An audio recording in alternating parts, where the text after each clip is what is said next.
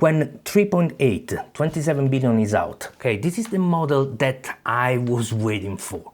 I've been using the previous version, the 3.6 27 billion, for quite a while, and it's become my daily drive. I do 80% of the work with that model. I like it a lot. I bought a new computer just to run that model. I now run it on the 5090 and it's performing amazing. So you can imagine how much I was waiting for this new version. And unfortunately, I have mixed feeling about it. Now, I want to explain because this is really important. There is something extremely important to understand, but also I have an insane good news about this model. This is what Qwen released, and this is the reason why a lot of people are comparing it to Opus 4.6. I personally am not much interested in this model. I'm more interested to understand what I'm gaining from what I had before to what I can run today. And I can see that in some scenarios the gap is not that big, but other scenarios, like here, agentic coding, the gap is huge, from 13.3 to 42.2, it's massive. And software engineering from 49.3 to 79, this is another massive step forward. On frontier agentic task, from 10.6 to 20, this is 100% improvement. The gap sometimes are pretty noticeable. So why I felt this mixed feeling when I tested myself? Because I tested the Qwen 3.6 27 billion Q6 with the Qwen 3.8 27 billion Q5. In my test, bug hunting, the Q6 found one more bug than the Q5, even though the Q5 was the newer version. So I stopped the test and I said, okay, this is disappointing first, but let's compare them with the same quantization. So I also installed the Qwen 3.8 27 billion Q6, then I could see the difference. But the difference was still not that big as much as I was hoping for. So there is probably, it's hard to tell, but let's say a 30% improvement, which is noticeable, but not another level. So I was expecting much more. This is because Luna itself could do such a great job when improving reasoning. So here is GPT 5.6 Luna, no reasoning, 27. When we start increase reasoning, go to 34, then 39, then 47, and then GPT 5.6 Luna Max 52. The jump is insane, it's more than double the capability. So let's look at Qwen 3.6 27 billion no reasoning, 31. When does reasoning go to 38? I was expecting, okay, the new model is going to be better as a model, but plus then going to increase reasoning, so it should push us towards this kind of level. We are probably in the 40, but I was hoping to get actually up to in the 50s. That is reality. Considering that Qwen no reasoning 31 and Luna no reasoning is 27. So potentially we could have done much more than 50 and reach, this kind of level. The DeepSeek version 4 Pro. That would be amazing. The GLM 5.2 Max. Okay, that would be an amazing achievement, but we didn't. So probably I was expecting too much. But let me tell you the good news here. The good news is this model is capable, but intelligence is not just about the model. It's the harness around it. Before I explain why I'm talking about harness now, because I found the killer combo between this model and a harness. Until now I was using Hermes and OpenCode. And while Hermes, I find it that is a fantastic system, recently, when they start pushing their own subscription, I felt like, that is not cool anymore. I felt like a client. I'm a guest within their system, and this is the reason why I'm building with my community ResonantOS, so we can co-own it and it's ours. The moment they start pushing that subscription, the moment that people are starting asking me, do I need to subscribe to use Hermes? I could see that Hermes just took the wrong path. Okay, and therefore I was already open with the idea I need to look to something different. With ResonantOS, I was thinking, okay, for us, everything needs to be an add-on, okay? All the elements need to be possible for the community to add to the system so they can customize, they can change it, they can replace parts, they can replace the memory, they can replace the main agent, they can replace all those parts, but at least we have a system that we can work together and build it and customize together. So at one point, I came across randomly to this new harness that came out recently. I think less than a week ago, DeepSeek released DeepSeek harness. Now, I believe that this is the best combo for Qwen 3.8 27 billion. I started using this harness. I'm going to explain a little bit, even though I will probably need to do a dedicated video to this harness because it does something that no other harnesses do. What happened, I started using it together with this new version of Qwen, and everything I wanted to build so far, it built it. So in the past, I used to use Qwen 3.6 27 billion, let's say 80% of the time. Sometimes it would find a problem that was not solvable. I had to change model and use one of those frontier models. Now with this DeepSeek harness and the new 3.8 27 billion, I never had a problem to swap to a different model. So what is happening here? When I went to this website, I read everything is a plugin.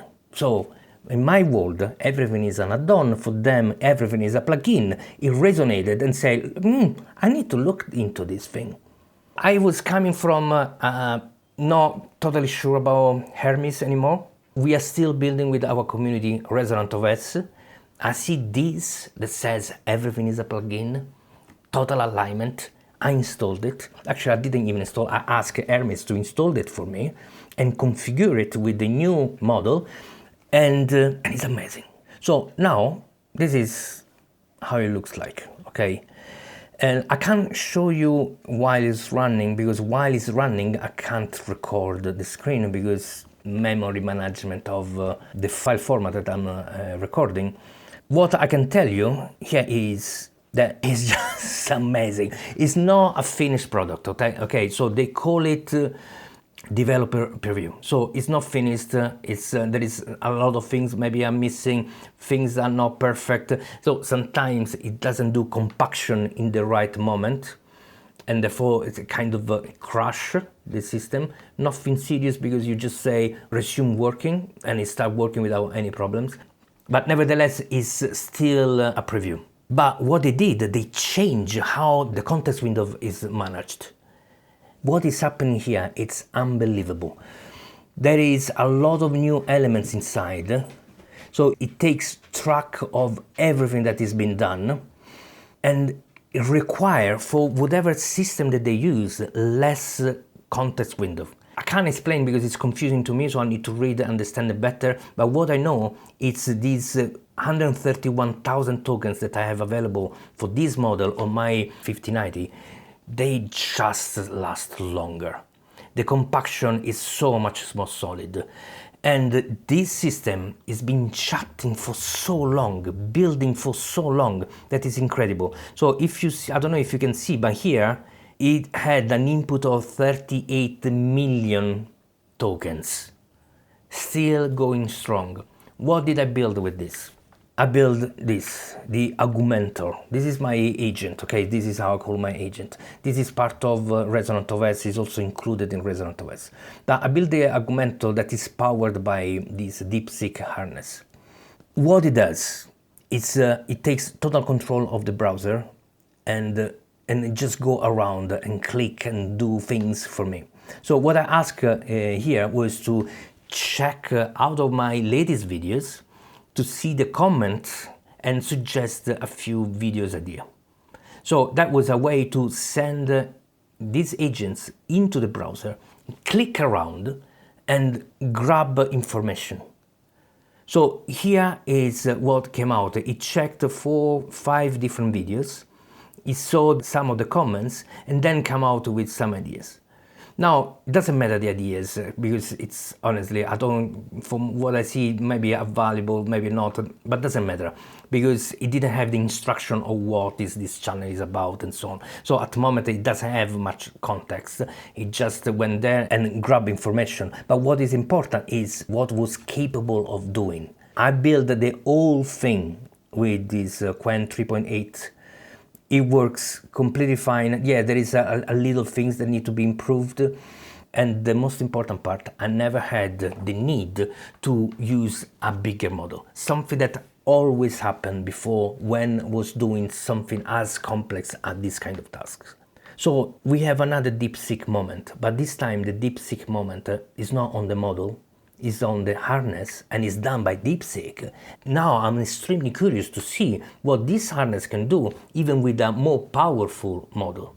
If you've been following this channel, you know that I'm really pro local AI and so on. I'm for the AI sovereignty, meaning you need to own the hardware and the infrastructure so you can trust and control everything. This is the journey, but it's not, first of all, it's not for everybody, but also is a journey, it's not an on-off. What I can see with this DeepSeek harness, that the journey is getting better and better, because now we have this harness that has MIT license, meaning you can use it in your project. You can use it yourself, implement it, change it, do whatever, and use for commercial.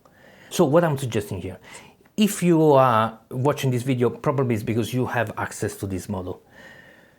But even if you don't, try this DeepSeek harness.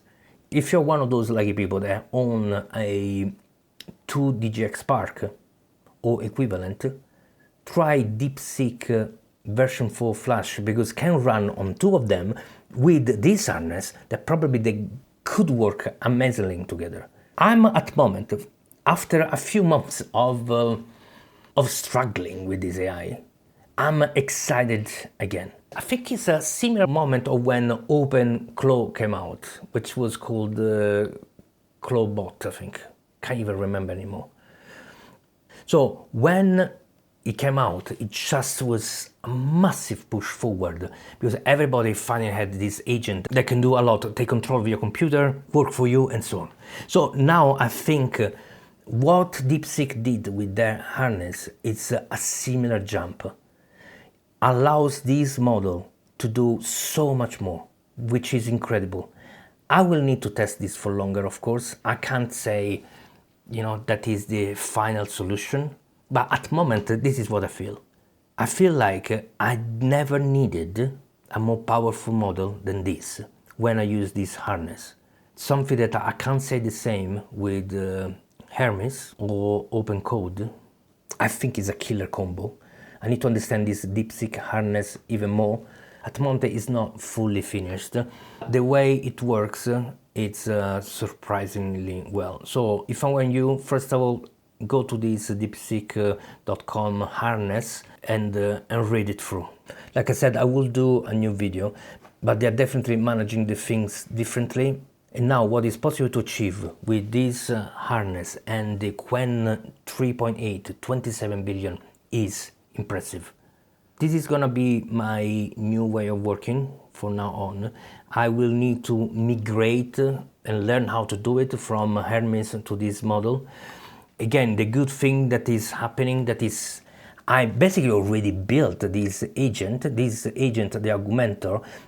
This can be an add-on for ResonantOS, and again shows the importance of working in add-ons or plugins, like they call it, because now it's easy to implement new things.